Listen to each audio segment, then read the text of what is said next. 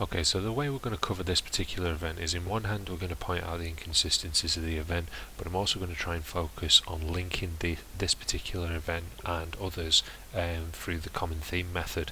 So what I'm meaning is that when we go through this event, I'm going to continuously say this is the same as that, and you have seen this before in this event, and we're going to try and work it that way around, because there's plenty of channels that have covered the actual event itself, and there's many of you that remember and know all about this one. But what I want to do is point out, like I say, the common themes with this particular one. So first things first is the actual story itself. What you'll find with these events is that when they've just first happened, there'll be a story, a narrative, everybody's reporting a similar thing. But then as the event goes on, if it is one of these ones that carries on for a little while, as the story changes, and even after the event is finished, the story continues to change and differs. So in this case, this was the first news article that I saw. And because of the way I'm looking at these things, I'm seeing dressed as Santa and immediately thinking this is the divide and conquer method. But it turns out, as the sort of story unfolded, this was just deemed as a non-thing. They said no, it just wasn't that case, and we deny any reports of it. So where did this come from to start with? But anyway. And then you get comments like this: a bullet ricochets off a vehicle after a gunman opens fire at a nightclub in Istanbul where 39 people were killed. But based on the footage I'm going to show you, you'll realise that this isn't in fact a bullet ricocheting off a car. The car is nowhere near, it's on the other side of the road, and it's just a spark coming off the floor. But because it's a newspaper, and the way that they're trying to make it sound more than it actually is to again give you that sort of fear element of it, or put something in your mind so you already think you know everything about the incident. And here's a still from the CCTV that we're going to be looking at. Now, bearing in mind that one newspaper saying that he's dressed up as Santa, this particular footage came out pretty quickly, and as you can see, it doesn't look anything like it. So again, where did that statement come from?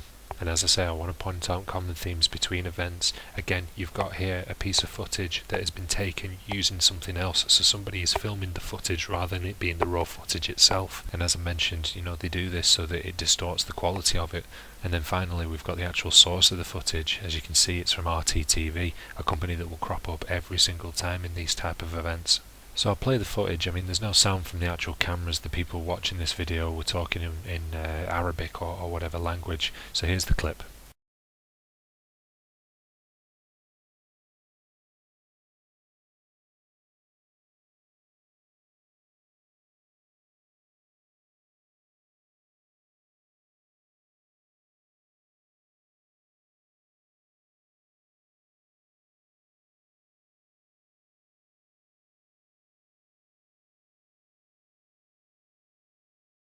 Now, bearing in mind that the actual video footage itself is quite clear, I mean, it's certainly more clear than the usual footage that we get from these events, it just seems strange that the next footage that we receive looks like this.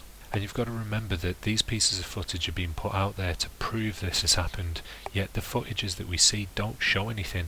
The entrance footage is supposed to show a female police officer being killed, but it just doesn't. So as I mentioned before, this particular picture trying to make out as if a car has been shot, when in actual fact, based on the footage you've just watched, the sparks are actually coming off the floor, and it's just because of the angle of the camera that's supposed to be across the road. And I know whilst it's only a minor thing, the point I'm trying to make is how the news will distort the story to fit.